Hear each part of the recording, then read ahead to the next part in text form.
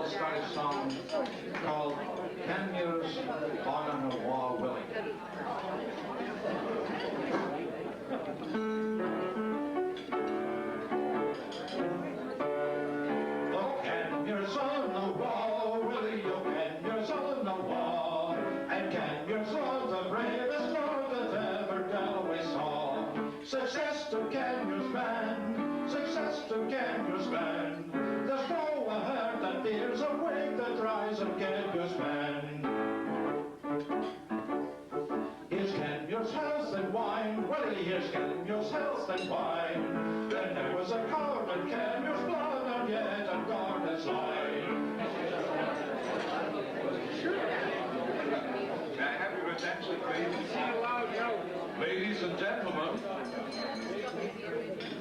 Thank you. Ladies and gentlemen, one thing that Derek did not mention is that this is the only non-Burns song that's allowed at traditional Burns dinners. It was written sometime after, a long time after he was dead, but most appropriate to Robbie Burns. Right.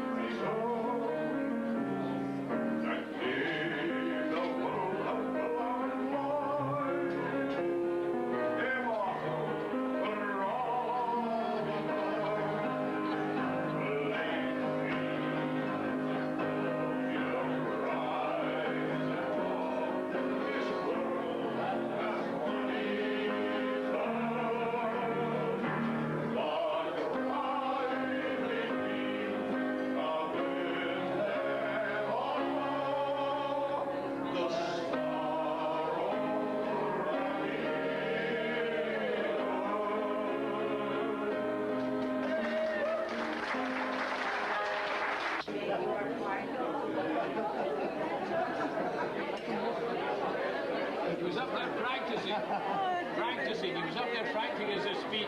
42 below.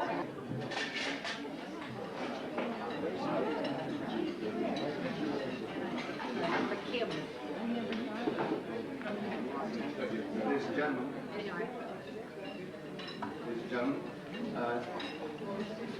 I was just recently in Saskatoon, like the beginning of this week, where it was 42 below, and I was thinking of my toast here this evening, the 4 lands, and I was thinking there's 3 lands, you know, there's Vancouver and there's Saskatoon and there's Scotland.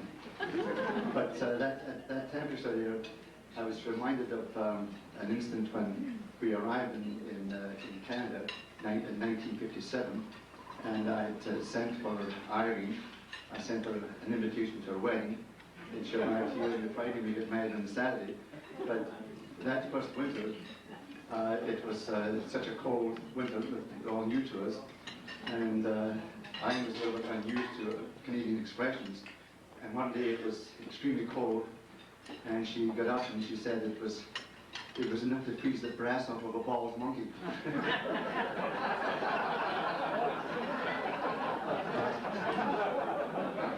So, but she's now quite Canadianized and knows the proper expression. I should first explain that Burns Night programs held in Scotland will include a toast to Scotland. The title of the toast will vary to suit the taste, from Scotland or Scotia to All Scotia, and more recently to Total Scotland. Overseas, this properly becomes a toast to the adopted land under the title of the 4 lands. I first was asked to give this toast back in 1977, when it was what we like to refer to as the good old times.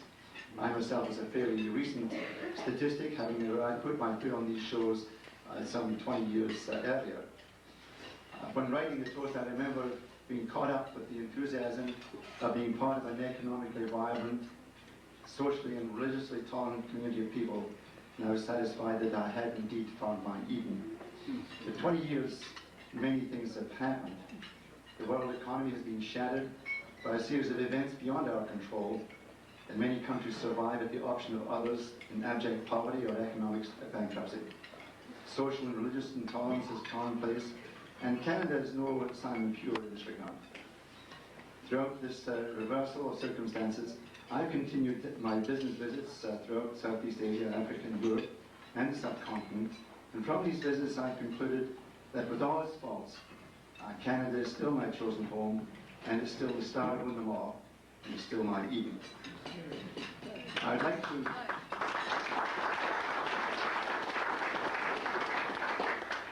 to repeat my previous words, for there's still the joyful reflection of my being a Canadian. Traditionally, a Scotsman will adopt anything if there's the slightest hint that they'll get away with it. If it's likely to pay dividends, he'll probably expropriate it. If, on the other hand, its value is of historical moment, then generally speaking, he'll be content to have it named after him. My toast this evening is the adopted land, but it may be more appropriately be called the corner of an adopted land.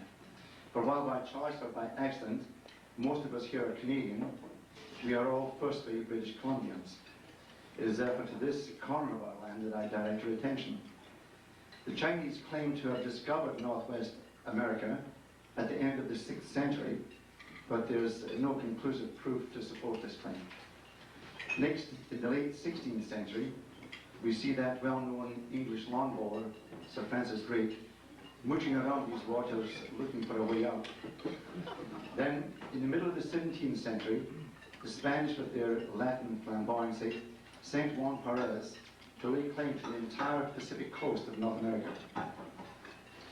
In 1778, Captain Cook sailed from the Sandwich Islands with HMS Resolution and HMS Discovery, and became the first white man to set foot on the territory.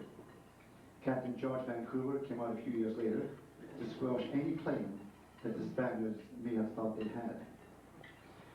Now, this is a very confusing period for the native Indian, because at this time he really didn't know who it was that would eventually come on and screw up his whole economy. The first glimmer of sense that Indian got was the appearance of Sir Alexander Mackenzie and 9 companions who followed the mighty Peace River into the forbidding region west of the Rocky Mountains. They became the first man to cross the continent north of Mexico. And on July the 22nd, 1792, they reached the water, or tidewater, at Bellacoola. Mackenzie was a forerunner of our modern-day Lando, for history records that of his defacing a large rock at the mouth of the Dean Channel with the famous words, Alec Mackenzie from Canada by land, 22nd July, 1793. Now, what history does not record that below these words he also wrote Bellahouston Grads, 1789. Now, the students of Burns will have noted, no doubt, that Mackenzie and Burns were contemporaries, Burns having died July the 21st of 1796. So when Mackenzie was doing his thing at Bellacoola, Burns was doing his thing in some haystack at Alloway. Now, back to Mackenzie. He was employed by the Northwest Company, who a few years later sent out such other worthies as Finlay, Fraser, and Thompson. Their discoveries and the trading posts they established produced a great rivalry with the other prominent trading company at that time, known as the Governor and Gentleman Adventurers trading out of Hudson's Bay. These two companies buried the hatchet and merged in 1821 and now operate a successful store in Park Royal just along from Capilano Avenue. On the main street, he looked in the butcher shop window, and among the many other fine cuts and goodies, he noticed that there was a sale on human ribs. An Englishman's ribs were 2 beaver pelts a pound, Frenchman's ribs were 4 beaver pelts a pound, and Scottish ribs were 16 beaver pelts and a moose hide a pound. So Alec goes in, he's quite amazed by this. He inquired as to why the best difference in price. And the butcher said, Sandy, he says, have you any idea how difficult it is to skin and clean a Scotsman?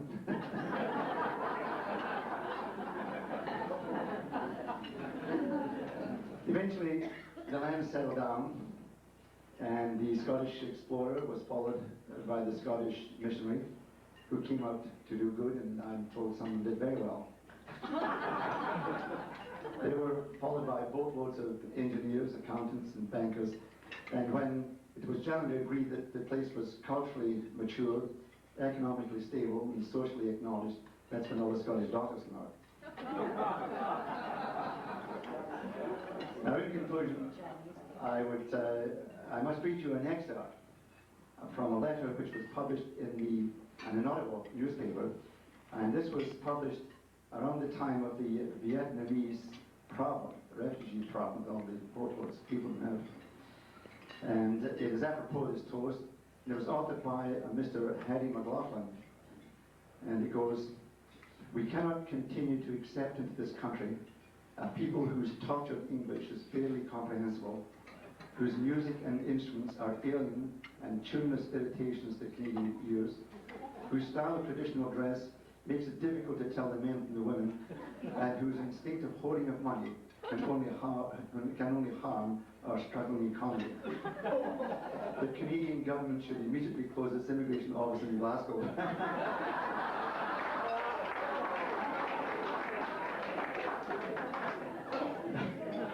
Now, I wasn't born here, nor did my father bring me. It actually cost me £72.11 and sixpence, and I have to say that it was worth every halfpenny. I trust that I speak for all of the exiles, no matter what their nationality, when I say BC and Canada, we are so pleased that you have adopted us, but we were very anxious to adopt you.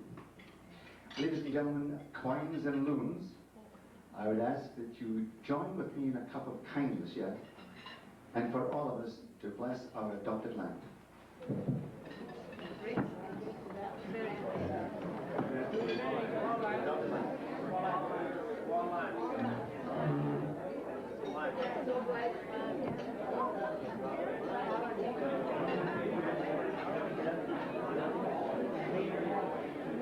have our song.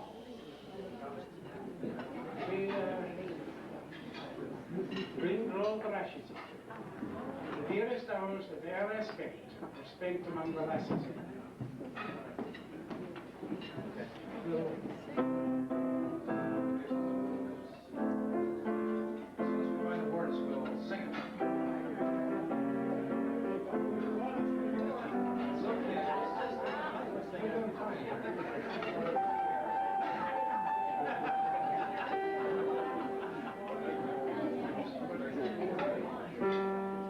We're real well organized here. There's none but care that every hand and every love that passes home, what signifies a life of man, and when apart the lasses green grow the rashes, oh, green grow the rashes, oh, the sweetest song that ever sang, a scent among the lasses, oh, nature's square, the lovely dew, the noblest work she lasses, oh, the greatest harm she cried on man, and then she made the lasses, oh. Green grow the rashes, oh, green grow the rashes, oh, the sweetest songs that ever I spent are spent among the lasses,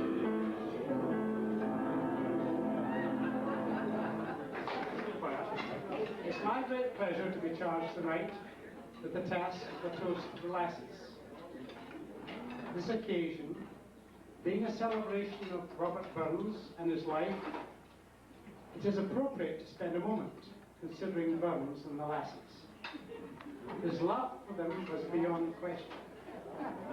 The sweetest hours that e'er I spent were spent among the lasses. He extolled the fair sex, delighted in the company of the lasses of his youth in Ayrshire, was charmed by the ladies of Edinburgh. Even in his more settled years in Dumfries, managed to present his wife Jean with a child by the barmaid at the Globe Inn the same time as she was expecting herself. She is recorded as saying, after adopting yet another of his stray offspring, Ur Rab should have had 12 wives. A masterpiece of understatement and tolerance is certainly not typical of lasses before or since. I suppose that Burns must have experienced the other side of womankind, or else would not have had the lines from Tam O'Shanter, who never thinks of him, wherever sits our sullen, sulky dame, gathering her brows and gathering storm, nursing her broth to keep it warm. My love is like a red, red rose that's newly sprung in June. My love is like a melody that's sweetly played in tune. As pale of love, my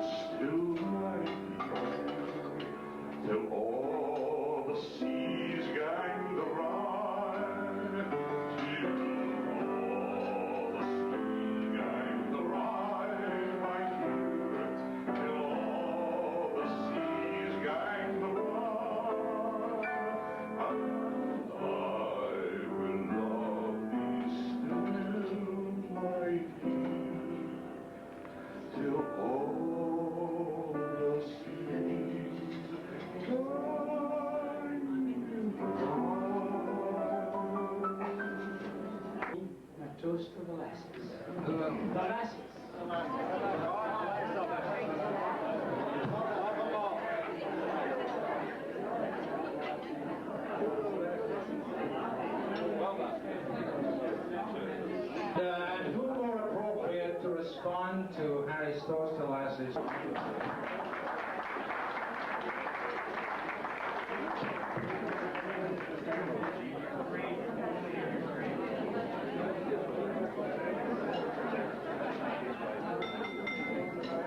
Ladies, what can I say? All I can say is, oh gentlemen, it gives me grief to think how many council suites, how money lengthens, saves the prices, the husband from the wife despises. After all these nice things that the men have said about the ladies, I think it's wonderful that we are still remembering Robert Burns and all his poetry. And I hope you have enjoyed tonight as much as I have. And on behalf of the ladies, I say, gentlemen, thank you for inviting us tonight. Thank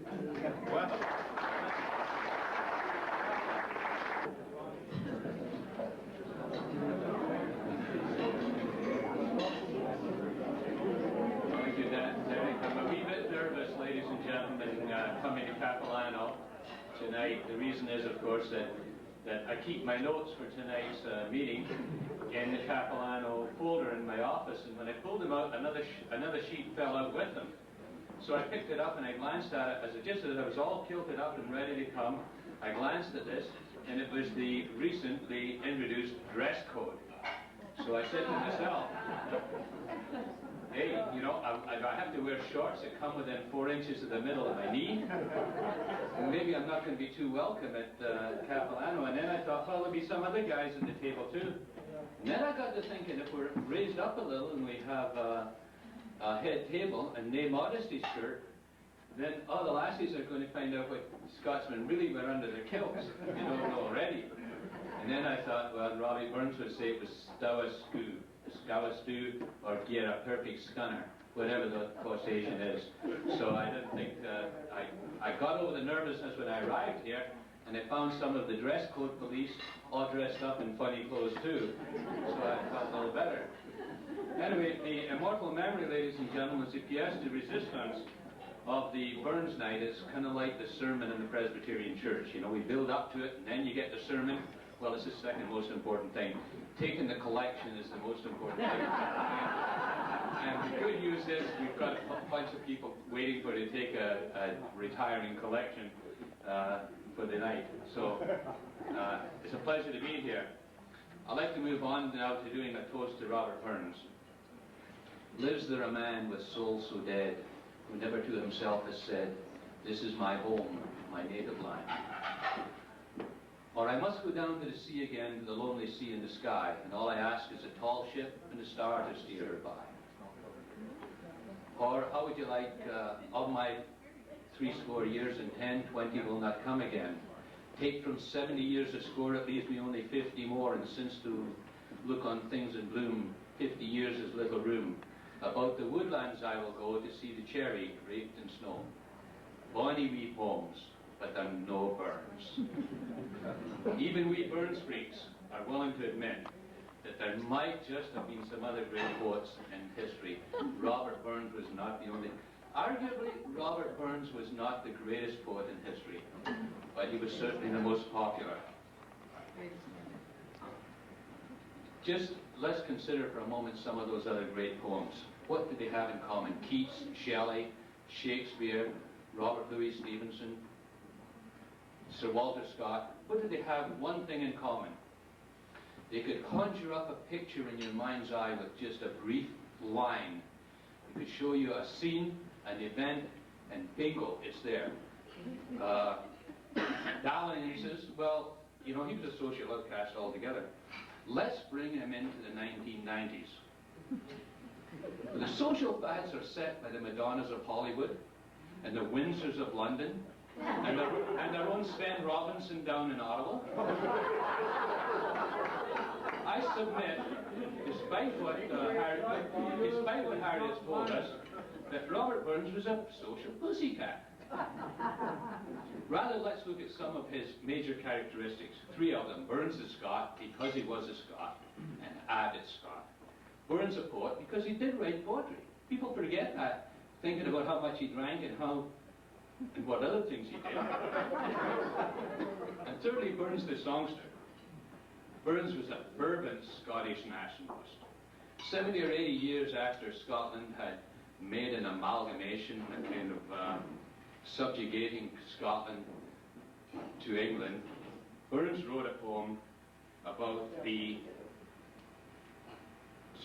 Burns wrote a poem about the rogues in the nation, a parcel of rogues in the nation. It was a scathing poem. And to do that in a society like Burns was living in was political suicide, especially if you were a civil servant. You know what would happen if somebody wrote something about the NDP and happened to work for the environmental agencies here in town. So he really took his life in his hands when he wrote A Parcel of Rogues in a Nation. And what he was trying to do was emphasize that Scotia had been sold out to that other parcel of rogues south of the border.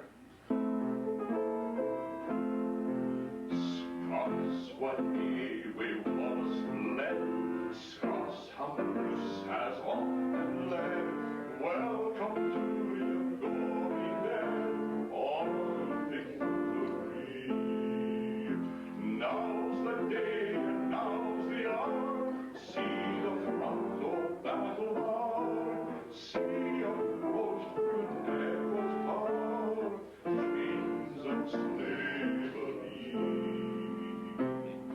By oppression, woes and pains, by our sons in servile chains, we will train our dearest babes, but they shall be free. Lay the proud usurpers low, tyrants fall in every foe, liberties in every blow. Let us do or die.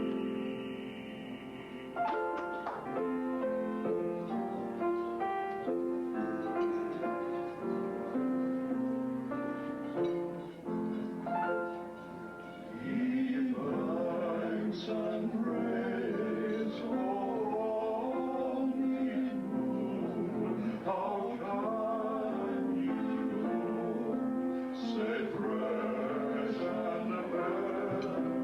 How can ye chant, ye little birds, and I say weary fool care? Love wrecked my heart, the warning bird that wanders through the flying thorn. Your mind's the only path and joys, departed never would return.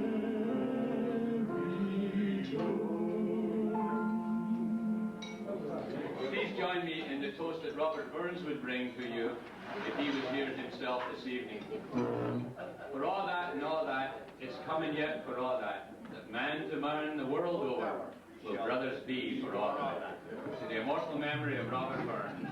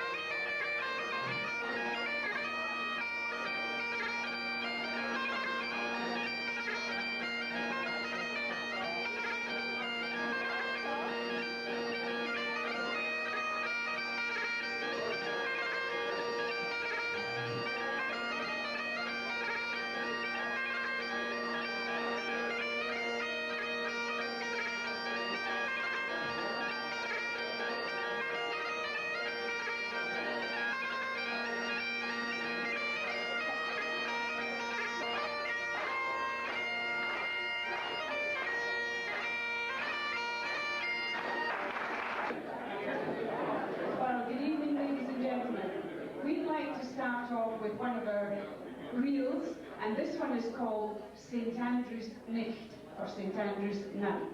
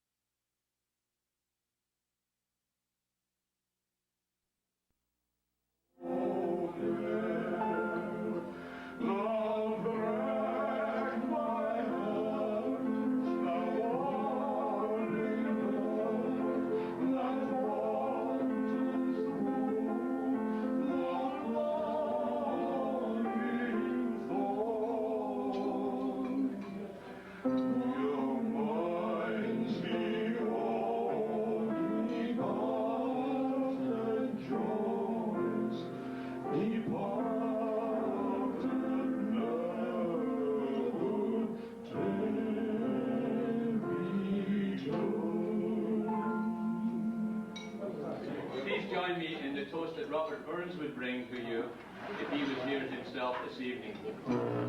For all that and all that, it's coming yet for all that man to man the world over will brothers be for all that. To the immortal memory of Robert Burns.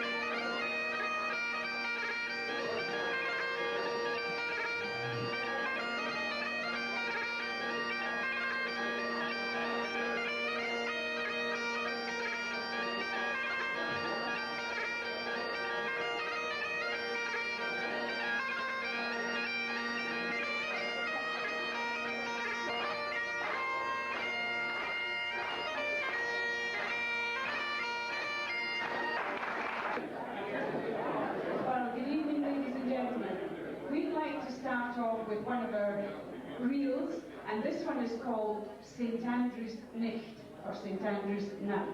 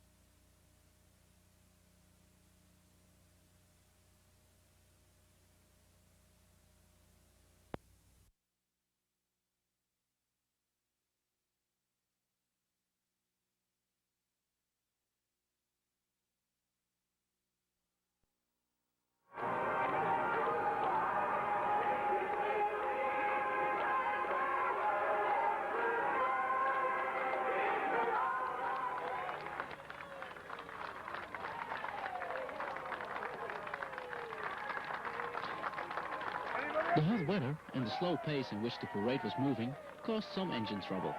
The historical towaway truck had a busy day.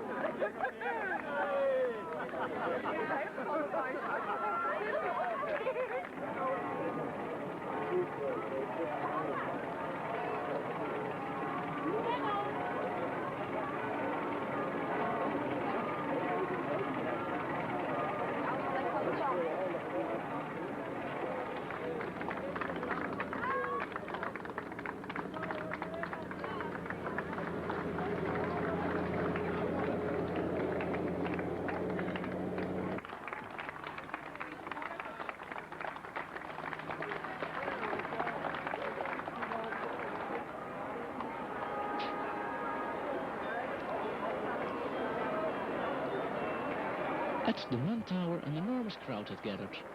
The parade had difficulties getting through, but they had to get to Dam Square, where the most official part of the parade took place.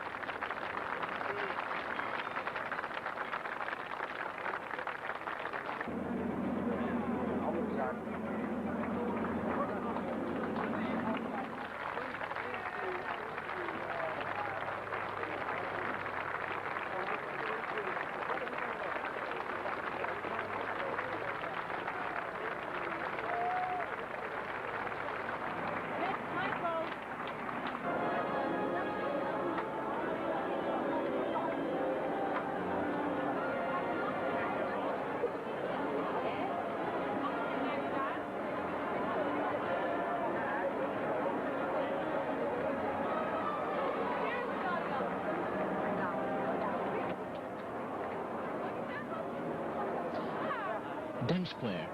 The mayor of Amsterdam, burgemeester Schelto Patijn, welcomes the veterans.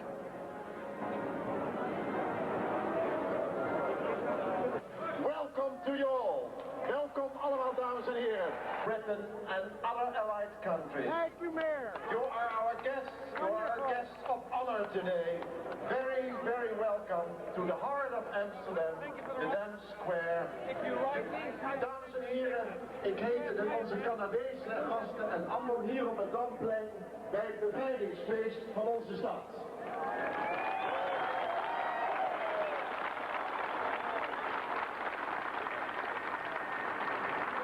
We hebben zojuist een grandioze intocht vanaf de Berlagebrug achter de rug. Met grote volksmenigte op de been. De Amsterdammers hebben gejuicht, bloemen gegooid. De Canadezen zijn zeer welkom geheten. Maar nu, vanaf nu is het hier op de Dam en op het Rokin en langs de Amstel het bevrijdingsfestival van onze stad. Wij vieren vandaag de 50ste keer onze bevrijding en we doen dat op deze stralende meidag als Amsterdammers met onze gasten onder elkaar. Het mooiste bevrijdingsfeest dat we ooit hebben gehad.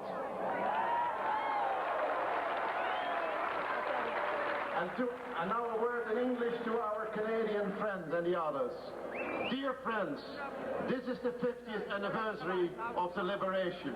The liberation that you made possible. Thanks again, and I hope that when you go back to your country, that you will remember Amsterdam, the city that you liberated, as the city of wonders, the city of happiness that you have had last week and next week. Enjoy yourself during our liberation festivities. You are very welcome in our midst, and we say to you goodbye Welcome again whenever you come to Amsterdam, and thank you, liberators, thank you again.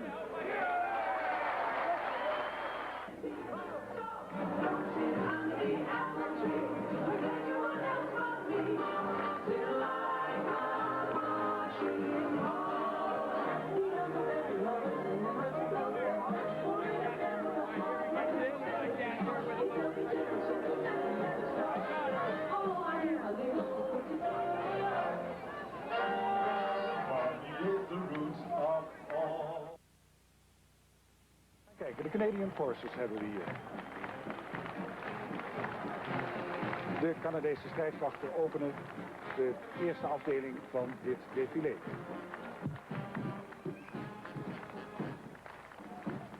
While the Demon Canadians visited Amsterdam, big celebrations were also held in the rest of Holland. In Wageningen, for example.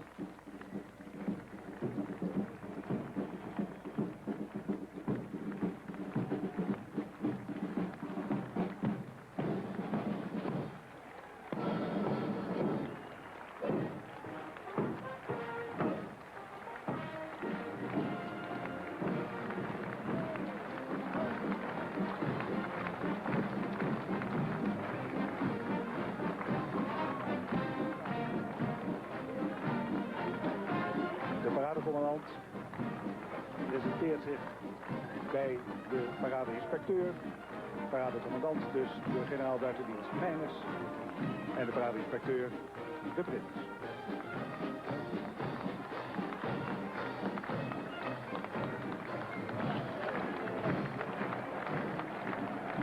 Wat is daarover op te merken, meneer Van Putten, over die Canadezen? Dit zijn allemaal Canadese veteranen die betrokken zijn geweest bij de bevrijding van ons land. U ziet verschillende baretten, ieder onderdeel is kenbaar aan zijn eigen baret. U zag net een groene baret, dat was een commando. De vrouwelijk leger, veteranen, die als verzorgsters destijds zijn mee geweest.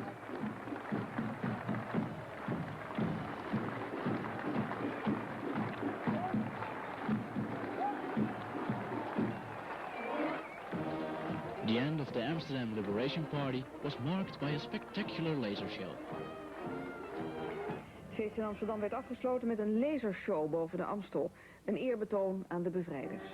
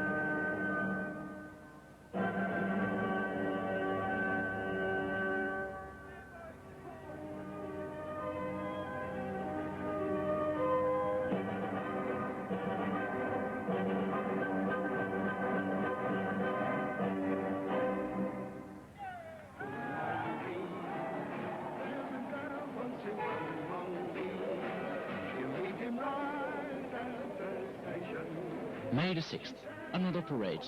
This time the Seaford Highlanders went to the town of Nijverdal, where the Dutch army demonstrated 50 ways to go down from a church tower. Publiek belanden, maar alles liep goed af. De Canadese minister voor veteranen was verguld met de festiviteiten. It's obvious that people here certainly remember what happened, or at least they make sure that the generations that followed the war do know what happened and what does happen when you lose your democracy and lose your rights. Vanwege het enorme aantal Canadezen dat naar ons land is gekomen, volgt er ook maandag nog een herdenkingsdienst in Groesbeek. De meeste veteranen vliegen daarna naar huis. De meeste aandacht ging uit naar de toestellen die de Tweede Wereldoorlog meemaakten. Zoals deze Amerikaanse B-25 Mitchell bommenwerper, die tijdens de oorlog op alle fronten werd ingezet. De Mustangjager,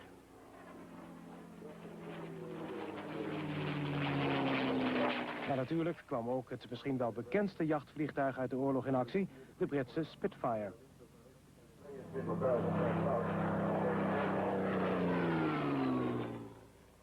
De Spitfire heeft na de oorlog ook een paar jaar dienst gedaan bij de Koninklijke Luchtmacht. Die was ook aanwezig met modernere toestellen, zoals de Fokker F-27.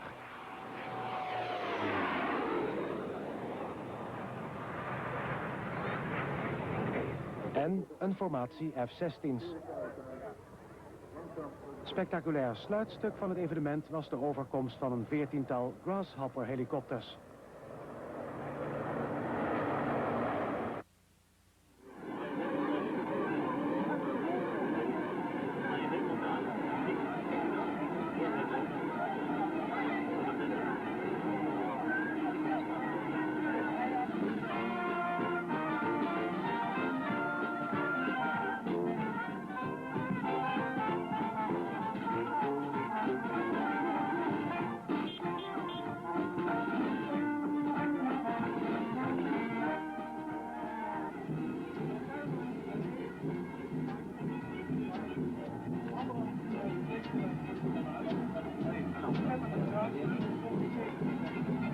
After all the local parades in Wageningen, Amsterdam and Nijverdal, Sunday the 7th of May was the day of the National Parade in Apeldoorn. One of the honored guests was the Dutch Princess Margriet, who was born in Canada.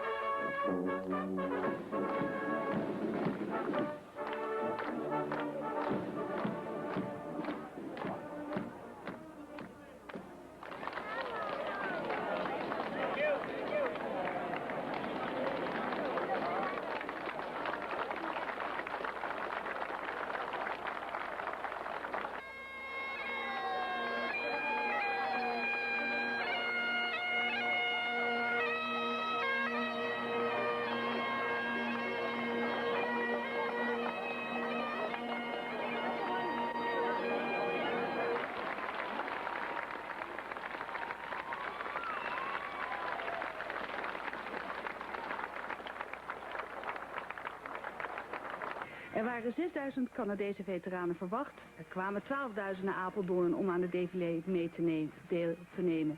Er waren 100.000 toeschouwers verwacht. Het werden er 2 of 3 maal zoveel. Het défilé is zowel in Nederland als in Canada live op de televisie uitgezonden. Generaal Kitching was in 1945 chefstaf van het 1e Canadese legerkorps en hij was aanwezig bij de capitulatie in Wageningen. Hij was vanmiddag de paradecommandant. Voor de Canadezen was het heel belangrijk dat prinses Margriet het nationaal défilé afnam. De prinses is in de Tweede Wereldoorlog in Canada geboren. De Canadezen zijn na de bevrijding langer in Nederland gebleven dan militairen uit andere landen. Ook daaruit is de overweldigende belangstelling te verklaren voor het nationaal défilé.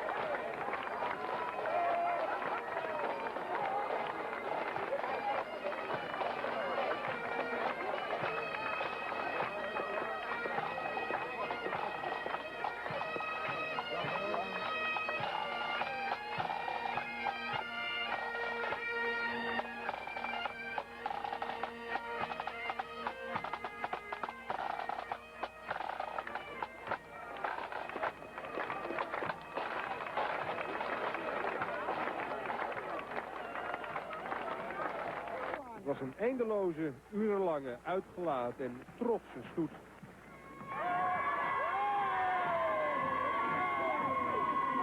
I got him on my side! Emotion. Wonderful country, this place. Wonderful. Only the good-looking get their pictures taken there.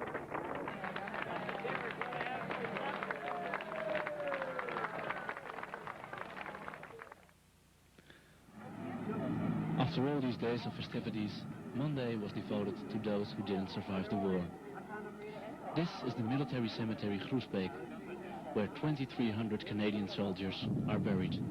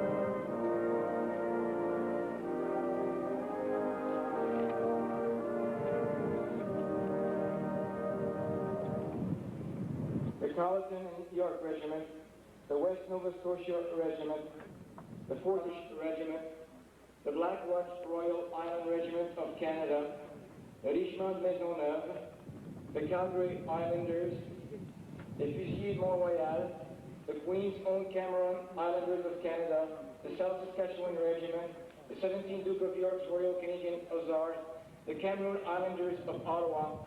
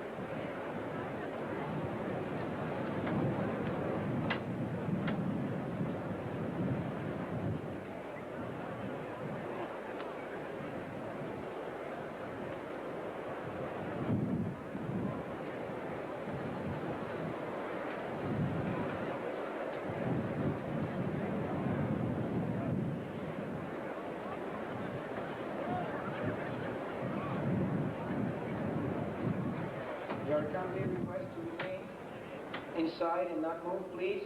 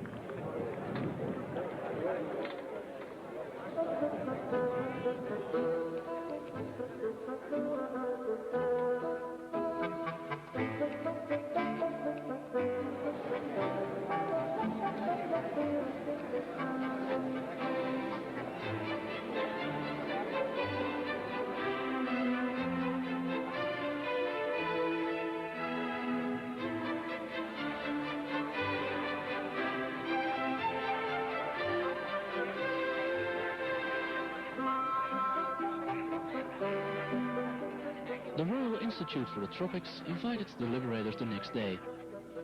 After the liberation, a lot of Canadian soldiers slept at the Institute. The director of the Souverain Theatre, the theatre that belongs to the Institute, held a speech. The director took a trip down memory lane by showing old photographs.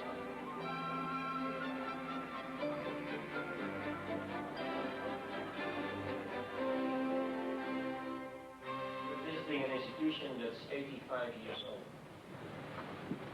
In 1945, the institution was 50 years younger, meaning 35 years old. We were founded in 1910 as a colonial institute with activities geared towards mainly Indonesia in the fields of healthcare,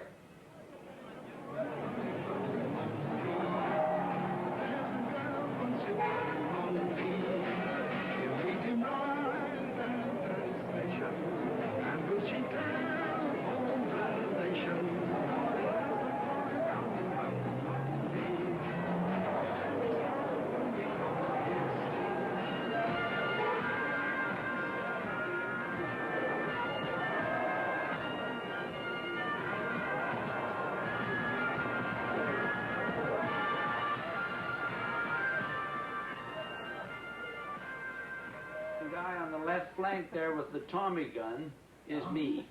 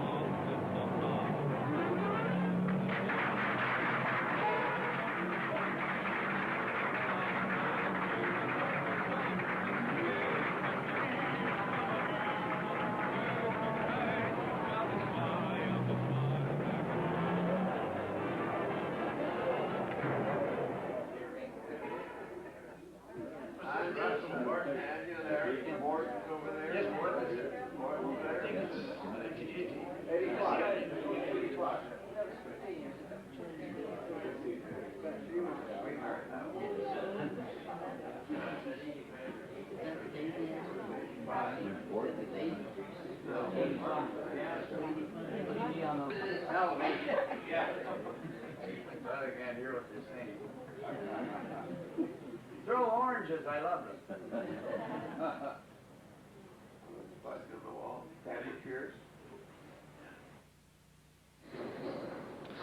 After the slideshow, a lot of Canadians recognized their sleeping quarters when they walked through the building. Rooms here in the building. The other house is going with me upstairs. So I want to please people who have good Dutch, who can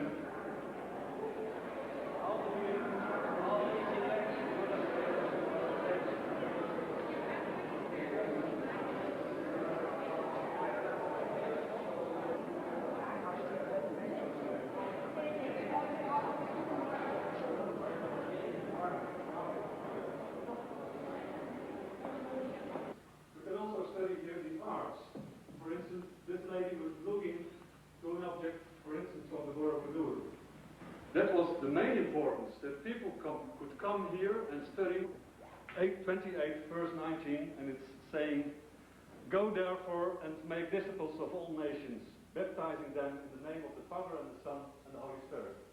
So that was the symbol to bless all the people who are coming here to study.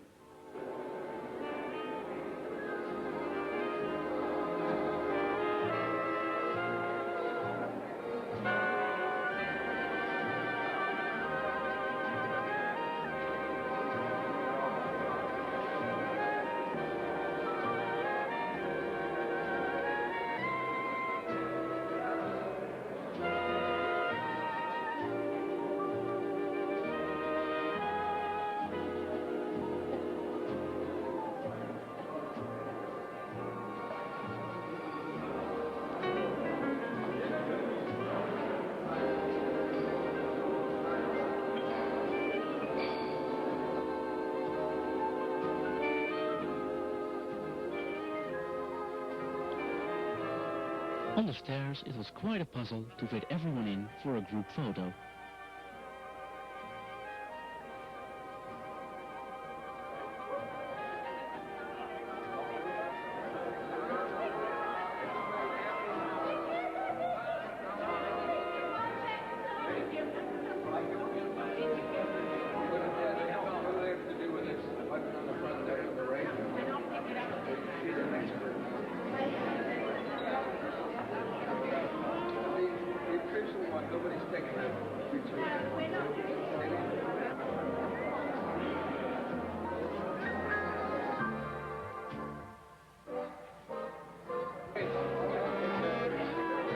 The same day, there was a lunch at the Royal Navy base. At the end of the Second World War, quite a few German troops were posted here.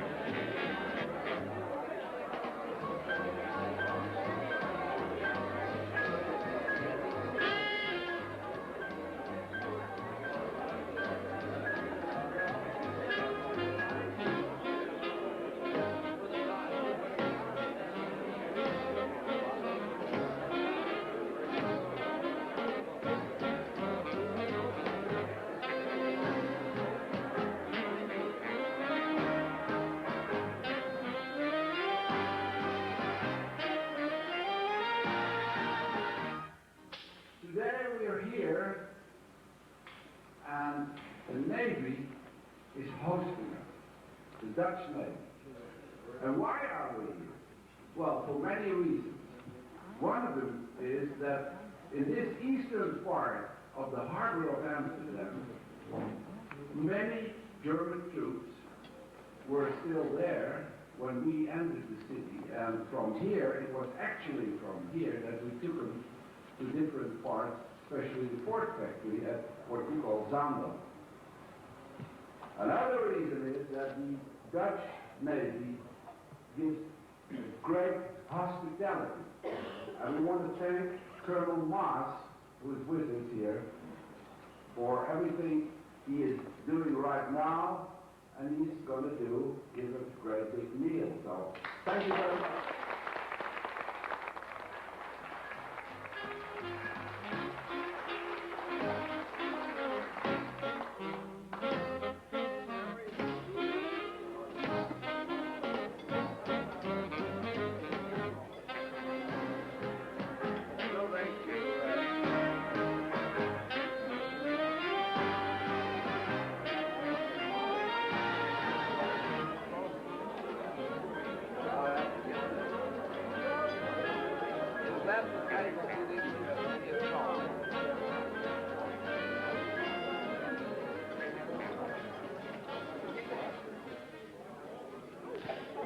After lunch, the busy program of the 9th of May was not yet finished. The Maritime Museum still had to be visited.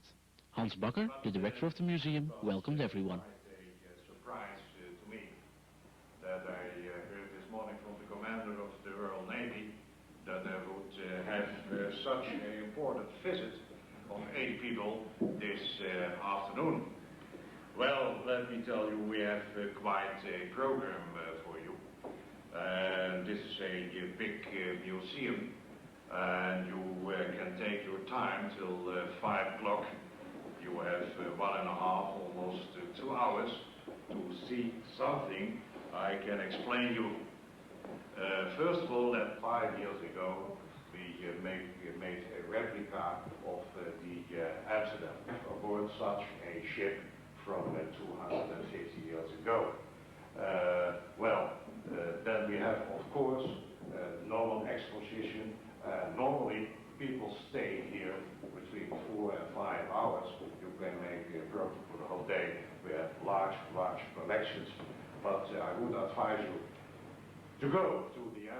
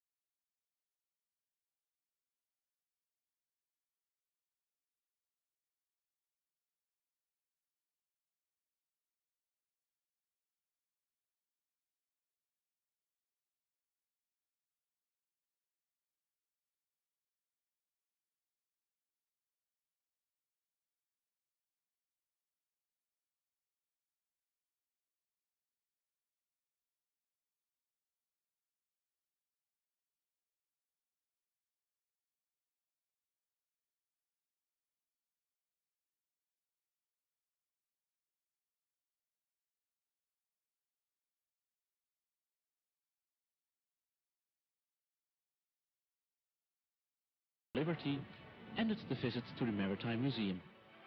The exhibition gave an insight to the life aboard a merchant ship during the Second World War.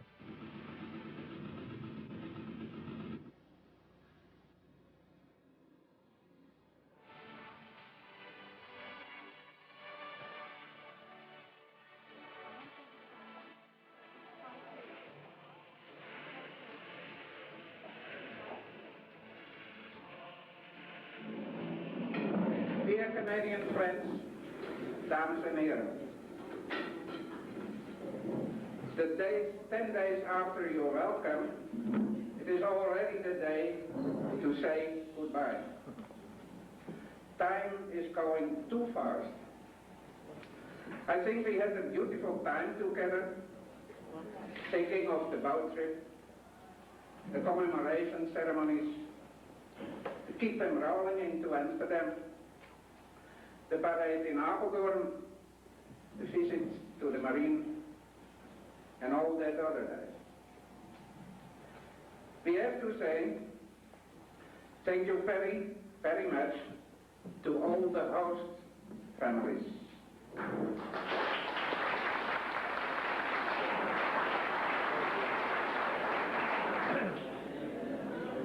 Now on the serious side, I'd like to call Fritz Roerkes, Janet Roerkes, Hank de Wilde, and Wim Hartman to the stand for one moment, please. And I have some seaboard crests, which they can apply to their pajamas or whatever else and wear with pride and with our confidence. Now, Janet, you get the gold.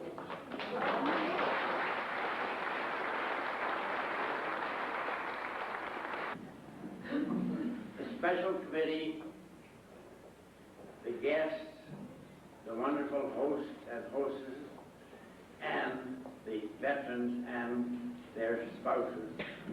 It is a great pleasure and an honor to me this evening to be able to present to the Burgomaster, Mr. Dijon, this plaque.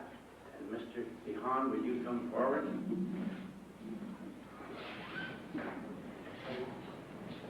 I don't think ever in the history of the world has any country ever offered the thanks and congratulations and other good things to anyone who has helped them in times of peril.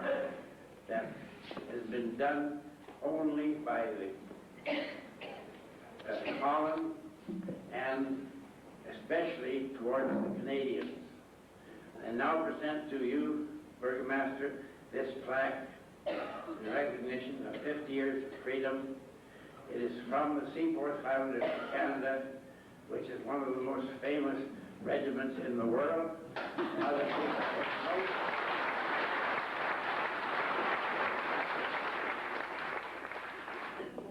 I'm sure that one of you will be so kind to offer this letter with the little present to the Honorable Mark Sacker. I thank you for coming to us, join us with us, and celebrating this 50th anniversary of our liberation. Have a nice trip back to come. Thank you very much.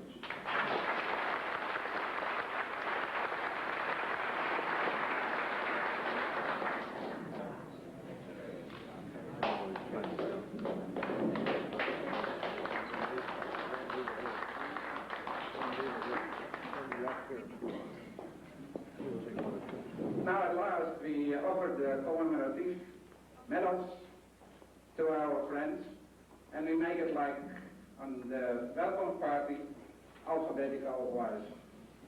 Mr. Peters, not yet there. Mr. Fox, Mr. Robinson, dan zijn we zo'n beetje in aanzicht aan het einde van onze farewell-party. U heeft gezien dat er een koud buffet staat en het verzoek is om u te verspreiden over deze zaal en over de zaal beneden.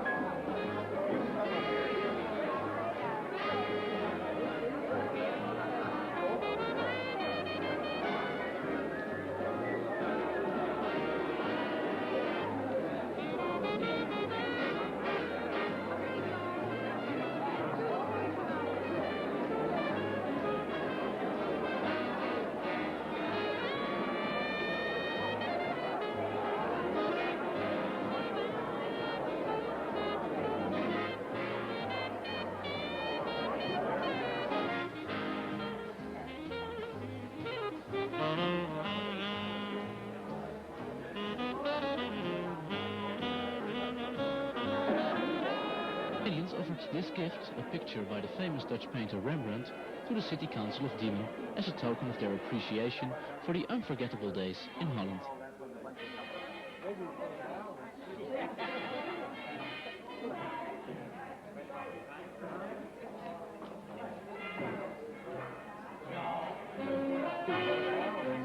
Saying goodbye wasn't only hard for the Canadians, but also for the Dutch host families.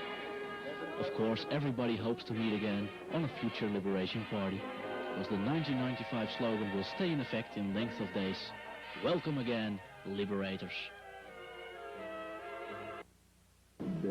Hier is de major Piers, degene die mij bij het regiment geïntroduceerd heeft, binnengehaald heeft. En dit is mijn later grote vriend Dave Harper. Deze man hier.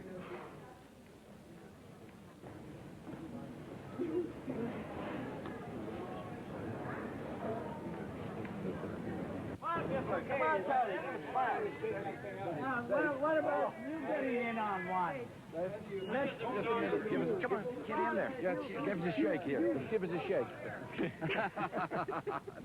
Oh, it's so great to be back. Yeah, this is him. This is him. Yeah, this is him. This is Dave. This is Dave. Yeah, we came across Holland together. Yes. Well, you had more trouble coming now than ever. Yeah, but I had trouble with you all the time.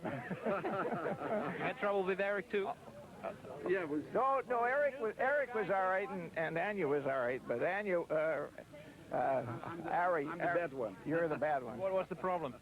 He just wouldn't behave himself. The Dutch girls, you know. I heard the same about you. He got a Dutch girl, I didn't. Anyway, nice to see you. Yeah. Wonderful to be back. Amsterdam 1945, 3 dagen na de bevrijding. De Canadese Seaforth Highlanders rusten in het Vondelpark uit na de intocht in Amsterdam.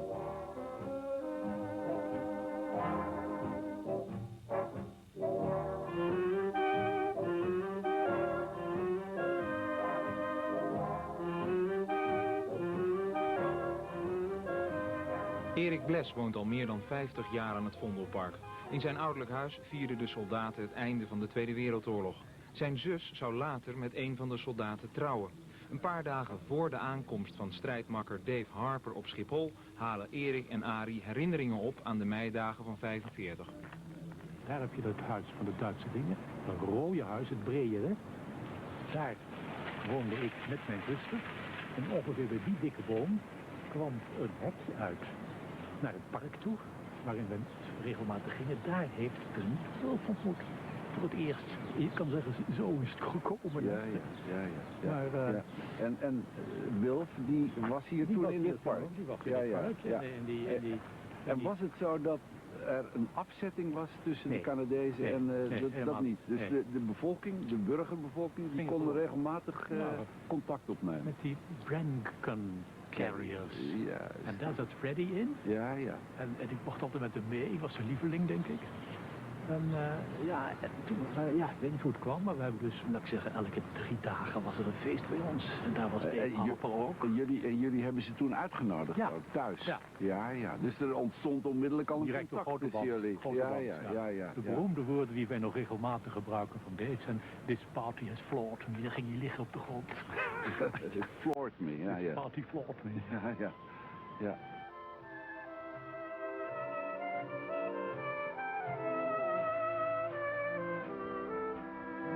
Wat mij opviel hier, dat was jongetjes. Ja? Jongetjes die constant, als het ware aanstaarden als goden die op aarde afgezet waren. Ja. Wel vroegen ook om sigaretten en chocolade. Het andere beeld wat me heel sterk bijgebleven is hoe ze dat zo snel voor elkaar kregen, weet ik niet. Maar de paardjes die overal in het gras lagen, waar andere Nederlanders zich weer aan ergerden. Van hoe kunnen jullie dat nou zo gauw? En, het was niet liggen dus. Nee.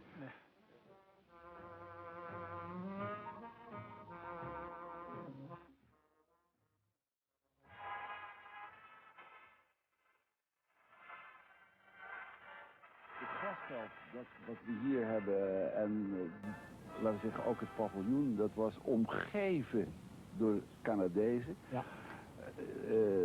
Ook veel Nederlanders daarbij. En wat voor mij het interessante was, is dat de Canadezen op deze plek hier een, ik denk een keukenwagen zou je het noemen, hadden opgesteld. Daar werden, ik weet niet meer precies of het nou waren maaltijden, dan Ik wel proef of het dat nog. Ik proef het nog. Heerlijk was het. Het was in ieder geval Was het wit, ook witbrood, veel witbrood. Ja. En dat witbrood, dat was nou niet erg geliefd bij de Canadezen zelf. Die vonden het maar droog en niks. Ja. Maar iedereen eromheen, daar verdween het naartoe. En het was fantastisch was het, om dat te zien, om dat mee te maken.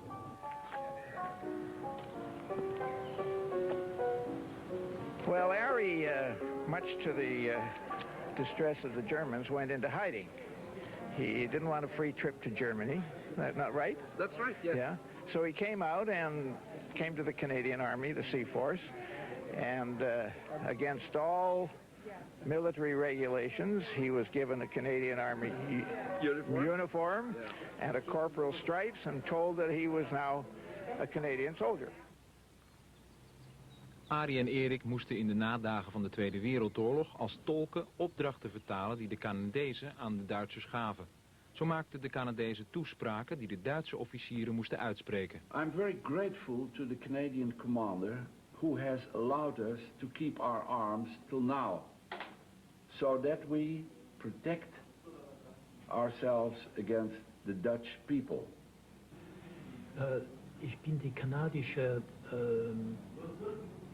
Kommandant sehr dankbar, dass uns gestattet hat, unsere Waffen bis jetzt bei uns zu haben. Een belangrijk moment aan het einde van de Tweede Wereldoorlog was de overdracht van wapenopslagplaatsen. Staat daar achter die met het enige zonder vet. En ik praat. Deze. En dit is op het museumplein tussen het ijsperterrein en de Boerhaven. Je ziet er nog een soort bunker daar. Ja, deze hoge berg is een bunker. Ja. Daar waren er 3 of 4 van, met ijzeren deuren. En wat speelde zich daar af? Dat was net na de overdracht.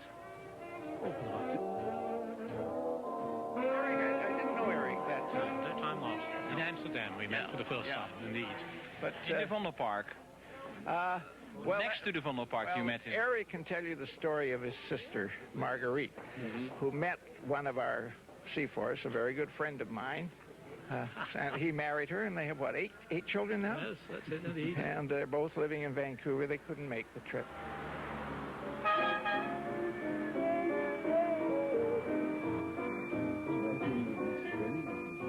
Blokker of zo, dat ook niet. Maar dit is de meest historische plek natuurlijk, hè? Ja, de historische plek. Daar komen ze binnen. Ja. Uit het oosten, hè? De Berlagebrug. Ja, inderdaad. Het is een huis. Ja.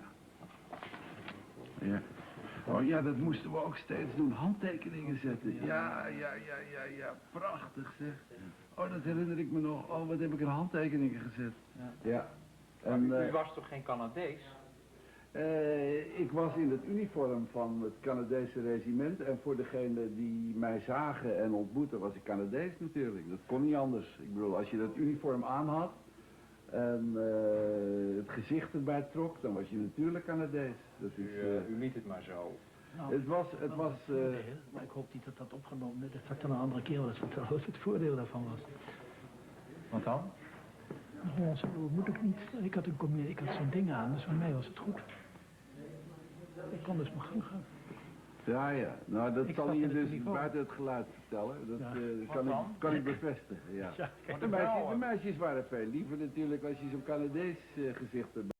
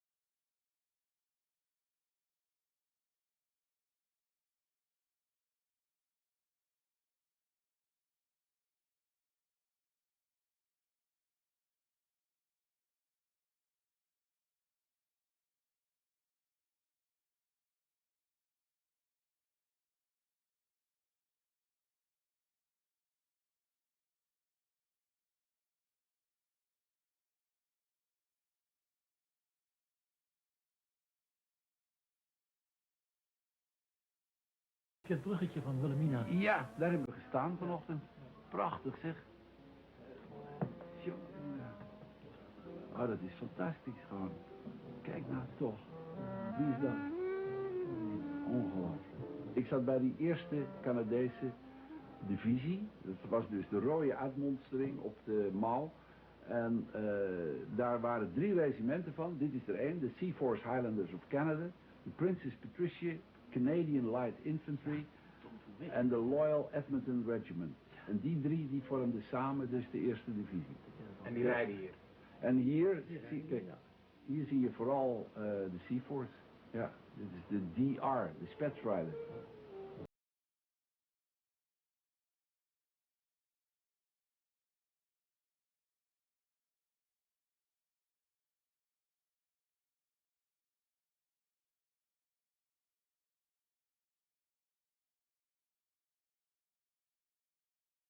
Wat zei ze dan? Thank God, you've come at last. En dat kwam zo diep uit haar hart dat dat, laten we zeggen, alle emotie weergaf die op dat ogenblik ook andere mensen uitstraalden. Ja. Thank God you've come at last.